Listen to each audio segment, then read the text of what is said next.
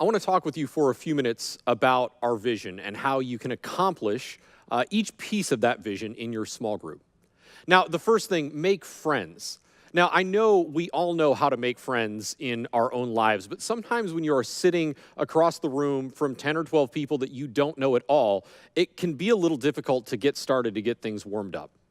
So the first thing that you want to do is make sure that you create time for conversation.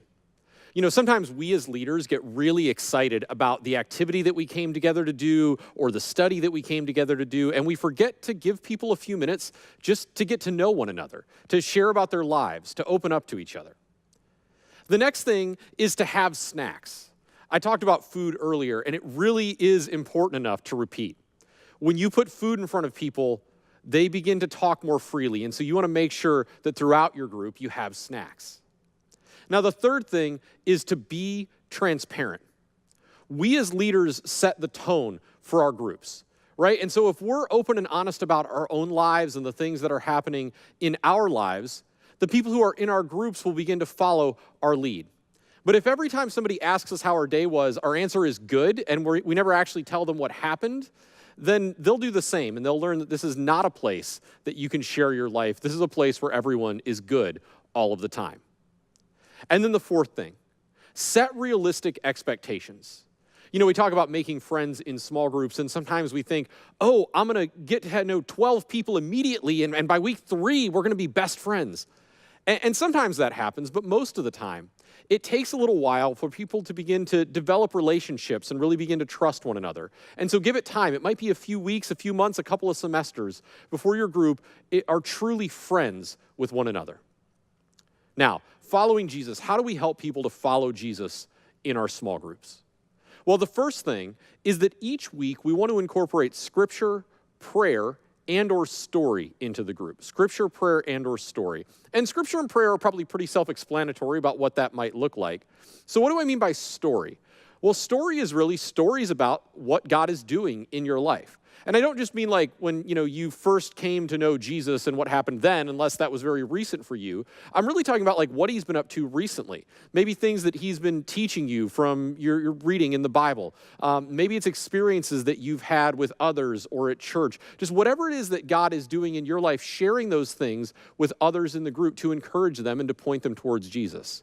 But it's not just about you as a leader sharing those things. It's also about encouraging others in your group to share them as well.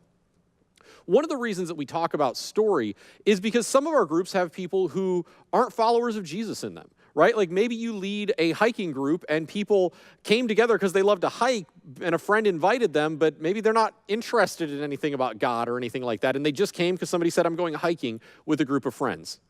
You know, in that case, it could be awkward to say, now let's all open our Bibles to John 5. Right? But you can always share stories about what God is doing in your life, no matter who is in the group. So that's the first thing. Incorporate scripture, prayer, and or story each week. The next thing then is to identify one next step for everyone in your group. What do I mean when I say next step? Well, I'm talking about kind of their next spiritual step based on where they are in their faith, in their walk with Jesus, in their journey right now. Where is it that they might need to go or to grow next? So what are some possible next steps? Well, it could be everything from deciding to get baptized to getting an anger problem under control. It might be getting couples counseling if someone's struggling in their marriage. Just where is someone in their faith and helping to figure out where do they need to go next? Where do they need to grow next? Now, there's a couple of ways to go about this. The first one and the easiest one, and the one that works for most groups, is just to ask the question. Right? So like 1 week, kind of say, hey, next week I want to talk a little bit about kind of where we are spiritually and where each of us thinks we need to grow next and how this group can help them do that. And so that's the first and the easiest and the simplest way. For some groups, again, maybe if you've got somebody who isn't yet a follower of Jesus or a few people who are not yet followers of Jesus in your group, you might have to do a little more behind-the-scenes work and really talk with people who are followers of Jesus about it, get them to help you kind of think through strategically, where is each of these folks and how can we help them grow based on where they are spiritually right now. For somebody who's not a follower of Jesus, a step might just be an openness to the idea that there's a God or a willingness to come to church. It's not always this huge monumental thing. Sometimes those steps are very small.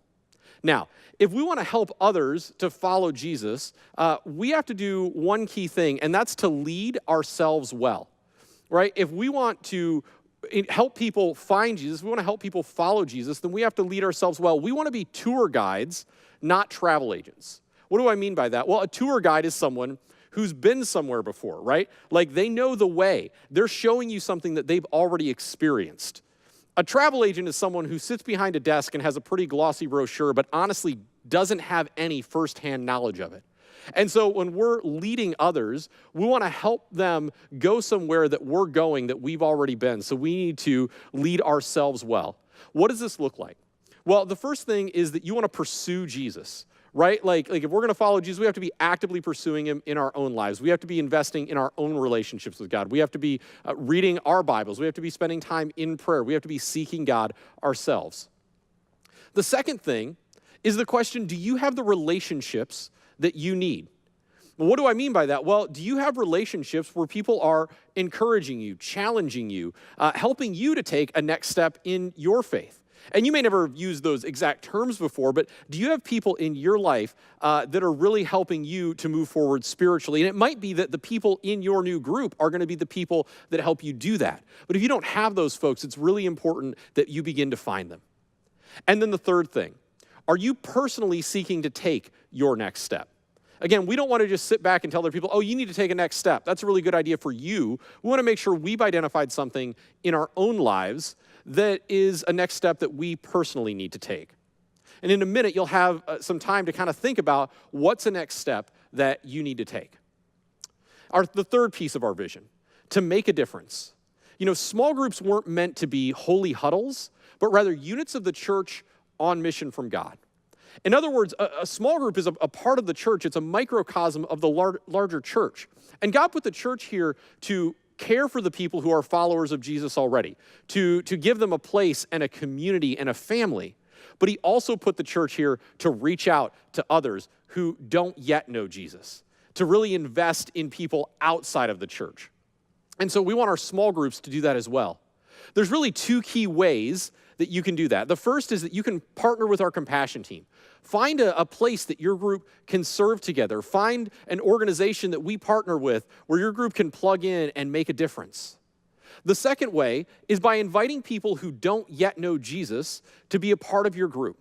And by inviting them into the community that you're creating, it shows them what followers of Jesus do, what they're like. You know, there are some people that they don't want to walk through the doors of a church. That's just very uncomfortable to them because maybe they're not used to it or maybe they've had a bad experience, but they might be willing to join your group for a barbecue one week.